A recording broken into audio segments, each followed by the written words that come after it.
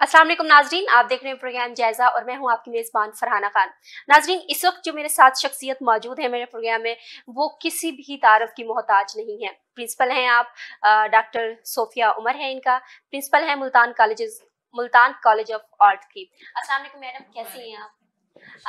Madam, सबसे पहले तो मैं आपसे इंट्रो लेना चाहूँगी अपने नाज़रीन के लिए, जो बच्चे हमें देख रहे हैं, जो स्टूडेंट्स देख रहे हैं, इस बीजीयू के अंदर रह के एक जो इदारा है बायसियत खुद एक इंस्टीट्यूट है, उसके बारे में, और सेकेंडली ये भी बता दीजिएगा कि यहाँ पे कौन कौन से प्रोग्राम्स करवाए जाते हैं।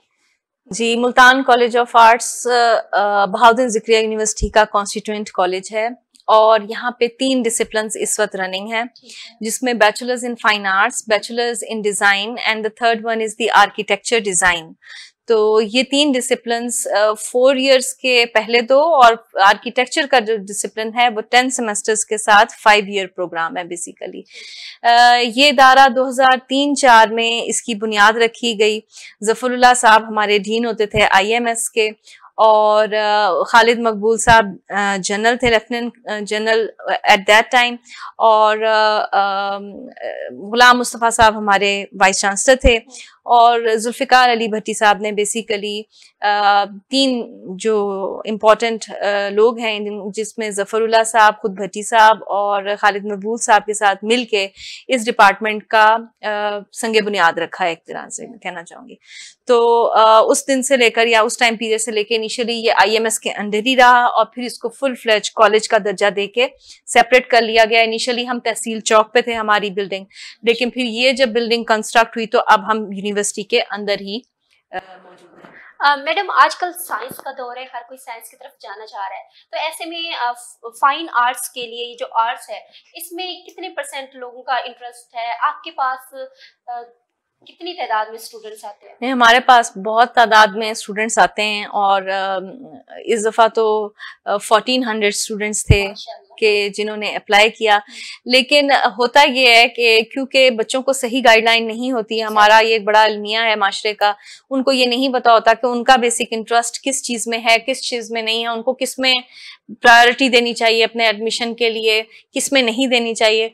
और आम जो तरीका है स्टूडेंट्स का, वो थोड़ा सा मुझे फनी भी लगता है कि जहां एडमिशन सबसे पहले मिल जाए वहां एडमिशन ले लें।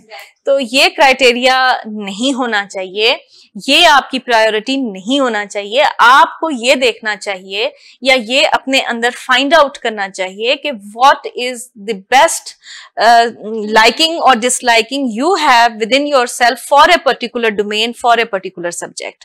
तो बहुत वर्सेटाइलिटी और बड़ा ही बहुत ज़्यादा मैं कहूँगी कि डिफरेंट बैकग्राउंड्स के लोग हमारे पास आते हैं, और ज़्यादातर बच्चे वही होते हैं या वो भी होते हैं कि जिनका कहीं एडमिशन नहीं हो रहा था, बिल्कुल, और कई तो बिल्कुल ही साइंस बेस्ड होते हैं।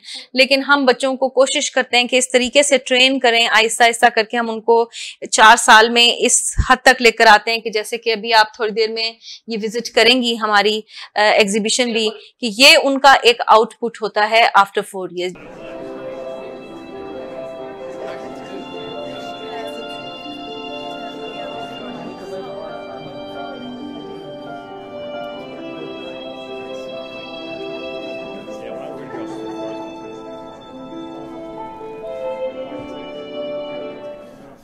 जी नाजरीन, इस वक्त हम मौजूद हैं गैलरी में और हमारे साथ स्टूडेंट भी मौजूद हैं जिनके यहाँ पे शो किए गए हैं। इनसे हम जानते हैं कि इनको बनाने का इनके पीछे थीम क्या था, वजह क्या थी और किस तरह के जो कलर्स हैं वो यूज़ किए गए हैं। क्या नाम है आपका? मेरा नाम खदीजा बेग है और मेरा टॉपिक नेम है बाउंडलेस येट इन बाउंड्रीज। मैंने फेमिनिज्म को लेकर चले, जैसे कि आजकल पाकिस्तान में बहुत गलत पोर्ट्रे किया जा रहा है फेमिनिज्म को, तो जो हमारा ट्रू फेमिनिज्म फॉर अस, जो हमारी रिलीजन और जो हमारी सोसाइटी ने हमें बाउंड्रीज दी, हमें उसमें ही रह के सक्सीड करना है। जैसे मैंने उस वाली पेंटिंग में दिखाया है कि अगर हमने वैसे से कलर लेने भी हैं तो उसके खूबसूरत रंग लेने जो हमारी पर्सनैलिटी को और निखार दे। जैसे उसकी और कॉन्फिडेंट होती है, पैशनेट होती है, इंडिपेंडेंट होती है, ना कि सिर्फ हमें एक ही उसको जैसे हमने एक बेहयाई ले लिया है टॉपिक के, बस हम अगर औरत बेहया हो गई, उसके सर से दुपट्टा उतर गया, पैंट ऊपर चढ़ गया तो वो इंडिपेंडेंट हो गई है, ऐसा नहीं है। हमें अच्छे कलर्स लेने, उसकी अच्छी आदत लेनी है ताकि हमारी शख्सियत और निखर जाए।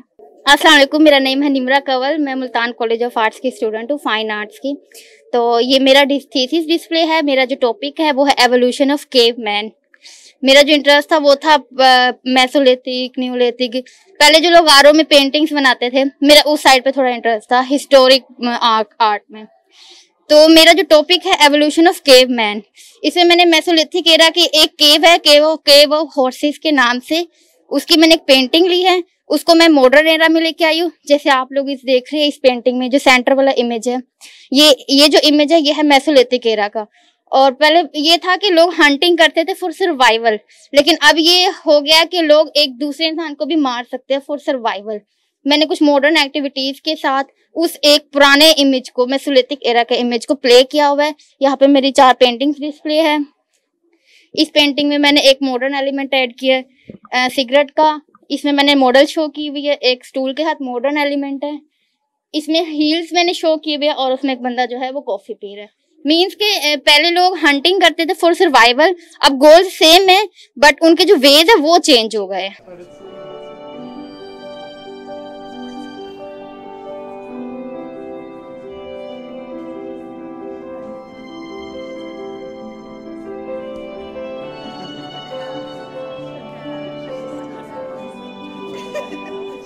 माई name is Irangul and I am student Multan college of arts. Basically ये मेरा थीसिस प्रोजेक्ट है। जो मेरी पेंटिंग्स है, इनका जो थीम था वो था ज़ेर, ज़बर एंड पेश। ये 3 अल्फाज जिसके ऊपर मैंने एक पूरी सीरीज़ बनाई है चेयर्स की। जो चेयर है वो इट सेल्फ पावर को शो करती है। तो पावर मीनिंग ऊपर की चीज़, ज़बर। और उसमें मैंने एक पब्लिक मैसेज देने की कोशिश की है कि अगर आपको पावर दे दी जाती है तो आप उसका मिसयूज मत करें पावर का। अगर आप पावर का मिसयूज करेंगे, जो आपको पावर दे सकता है वो आपसे ले भी सकता है। तो वो एक सीरीज के जरिए मैंने शो किया, जैसा कि आप मेरी पेंटिंग्स में देख सकते हैं। लाइक आप वाइन ग्लास को तोड़ा है कि आप पावर के नशे में जब किसी की भी सेल्फ रिस्पेक्ट को हार्म करते हो या नुकसान पहुंचाते हो, तो उसकी नज़र में आप जितनी भी पावरफुल क्यों ना हो, आपकी वैल्यू ये होती है। एंड देन जो मेरी लास्ट वाली पेंटिंग है सीरीज की, उसमें मैंने चेयर को कम्प्लीटली डिस्ट्रॉय कर दिया है। लाइक उस पर पेश पड़ गई है, ज़ेर, ज़बर एंड पेश। ये एक बेसिक जो मेरा मोटिव था एक मैसेज देने के लिए पब्लिक को, कि अगर आपको पावर दे दी जाती है तो आप उसका अच्छे से इस्तेमाल करें, मोरालिटी के हदूद में। जी नाज़रीन, जैसा कि हम मौजूद हैं एग्जीबिशन में मुल्तान कॉलेज ऑफ आर्ट्स में। इस वक्त हम एक और पेंटिंग के पास मौजूद हैं। बड़ी खूबसूरती से बनाई गई है, मजहबी, इसमें जो हमारी मसाजिद हैं वो थीम रखा गया। हमारे साथ मौजूद हैं जिन्होंने पेंटिंग को बताया, नाम इनका जानते हैं और इसके पीछे पर्पज़ क्या है वो जानते हैं। जी, मेरा नाम अबू बकर है और मेरा जो थीम है वो इस्लामिक आर्किटेक्चर, मीनारेट्स पर काम है मेरा। और ये थीम इसलिए मैं चूज़ की क्योंकि ये मस्जिद का एक प्रोमिनेंट एलिमेंट होता है। और फिर इसमें जो कलर्स की थीम है वो ब्लू पोट्री मुल्तान का जो एक सकाफती जो कलर है उसको मैंने लेकर इस पर काम किया। और इस थीम का मकसद ये था कि क्योंकि मस्जिद मुल्तान की पुरानी मस्जिद हैं, इसको मैंने मतलब कि अपने उस पेंटिंग के ज़रिए इसको शो करने का, इसको बताने का वो किया इसको। ये आपने कलर्स कौन से यूज़ किए हैं? ये ऑयल्स कलर है, ऑयल्स। जी, ऑयल ऑन कैनवस है ये। और इसमें यह है कि जो पहले ज़माने में जैसे मस्जिद नहीं होती थी, मीनार का कंसेप्ट इस पर मैं लेके आया हूँ। तो इसमें बेसिक जो कंसेप्ट था वो मेरा मीनार है और इसी को मतलब कि आगे। My name is Naima Nadeem और बेसिकली मैंने 2 टेक्निक्स में काम किया। आप ये वाले बोर्ड साइड वाले देखेंगे तो ये एक्टेम्प्रा में है और ये ऑयल पेंट में है। मेरा टॉपिक है जेवर। जेवर में मैंने ज्वेलरी को डिफ़ाइन किया है कि ज्वेलरी इंसान को कैसे बाहर से खूबसूरत बनाती है। जो मेरी फर्स्ट पेंटिंग है उसमें आप बुक देखनी है, उसका मेन पर्पज़ ये है कि जैसे ज्वेलरी इंसान को बाहर से खूबसूरत बनाती है, तालीम जो है वो इंसान को तालीम का जेवर अंदर से खूबसूरत बनाता है। और जो मेरे छोटे पैनल्स जो एक्टेम्प्रा का काम है उसमें मैंने सराउंडिंग का बताया है कि सराउंडिंग में क्या चीज़ है जो सराउंडिंग को ब्यूटीफुल बनाती है, वो है प्लांट्स। तो मैंने थोड़ा सा डेकोरेटिव काम किया है, उसमें फ्लावर्स वगैरह जो है वो प्रेजेंट किए हैं। उनका माइक्रोस्कोपिक स्ट्रक्चर बताया कि आप नेचर को देखें, आप प्लांट्स के अंदर देखें, बहुत से जो हमारे प्रिंट्स हैं वो प्लांट्स का कोई माइक्रोस्कोपिक स्ट्रक्चर है। नेचर से कनेक्ट करें आप। मेरा नाम उसवा शफ़ी है। मेरा काम बटरफ्लाई के ऊपर है। बेसिकली मैंने उसमें बताने की कोशिश की है कि बटरफ्लाई में डिफरेंट कलर वेरिएशंस आती हैं और उसका एक प्रोसेस है, एक थीम है और उसमें बहुत माइन्यूट सी डिटेल्स हैं। हम उसको पकड़ते हैं, उसका कलर हाथ पे लगता है, वो दिखाना चाहा कि वो अगर मर भी जाती है, मतलब कलर उसका हाथों पे लग जाता है तो भी वो जी रही होती है। बेसिक पर्पज़ ये था कि लाइफ में गिव अप नहीं करना चाहिए। एज अ बटरफ्लाई वो उड़ती है, डैमेज्ड विंग्स के साथ भी उड़ती है। तो मैंने भी अपने कलर्स दिखाए हैं इसमें, उसके कलर टोन्स दिखाए हैं जिसमें आप डिफरेंट कलर वेरिएशंस देख सकते हैं कि ऑरेंज की टोन्स हैं, burnt umber, burnt sienna, lemon yellow, green, red, cadmium red, ये सारी टोन्स उसमें आ जाती हैं। मैंने मोनार्क को उठाया है जो कि हमें ज़्यादातर नज़र आती है पाकिस्तान में, एशिया में, यूरोप में, न्यूजीलैंड वाली साइड पे, और इनकी लाइफ 5 to 6 वीक्स होती है। अगर डैमेज्ड विंग्स के साथ ये अगर पैदा होती हैं, बनती हैं, लाइफ इनकी स्टार्ट होती है तो मैक्सिमम 3 वीक्स तक ये जी जाती हैं।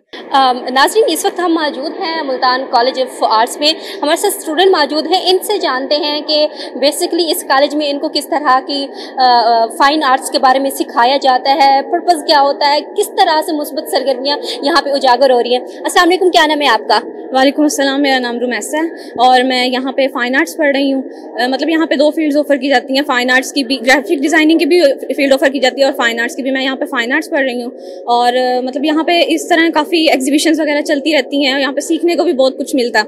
मतलब हमारे टीचर्स काफ़ी टैलेंटेड हैं, वो आपको प्रॉपर गाइड करते हैं और आपको सिखाते हैं। मतलब आपकी जो अपनी स्किल्स होती हैं, बेसिकली आर्ट जो है वो आप अपनी क्रिएटिविटी पे होता है। तो जब आप यहाँ पे एडमिशन लेते हैं तो आपकी स्किल्स को पॉलिश करते हैं, उनको यूज़ करना बताते हैं, उनको एक सही वे में प्रॉपर अपना मतलब अपने पैशन को कैसे आप प्रोफेशन बना सकते हैं, इस तरह उनको गाइड करना बताते हैं। जी नाजरीन, हम आपको दिखा रहे हैं यहाँ पे जो एग्जीबिशन लगी हुई है BZU में, यहाँ पे जो कॉलेज है मुल्तान कॉलेज ऑफ आर्ट्स में, यहाँ पे जो हमने आपको पिछले दिखाया था वो था थोड़ा सा ट्रेडिशनल था, लेकिन उससे हट के इस वक्त जो हम आपको दिखाने जा रहे हैं वो नए ज़माने की मॉडर्न के साथ जो आर्ट्स है वो उस तरह से। हमारे साथ स्टूडेंट्स मौजूद हैं, इनसे जानते हैं कि इसको बनाने का इनका पर्पज़ क्या था, थीम क्या थी। और आर्ट्स तो समझा जाता है कि क्लासिकल पुराने ज़माने का, उसके अंदर उन्होंने रह के कुछ नया करने की ट्राई किया। इसको रिस्पॉन्स कैसा मिल रहा है और इसका थीम क्या था? क्या नाम है आपका? अस्सलाम वालेकुम, मेरा नाम हिना गुल है। बेसिकली मैंने ना स्टडी किया कि पाकिस्तानी डिज़ाइनर के तौर पे मैं बाकी दुनिया के साथ किस तरह चल सकती हूँ। फॉर दैट मैंने ट्रेडिशनल आर्ट की या टेक्निक होती है इलस्ट्रेशंस को लेकर उनको कनेक्ट किया है ऑगमेंटेड रियलिटी से। आप अगर इन पोस्टर्स को स्कैन करेंगे तो आपको एक 3D इमेज या एक एनिमेटेड इमेज नज़र आएगी इन सब में।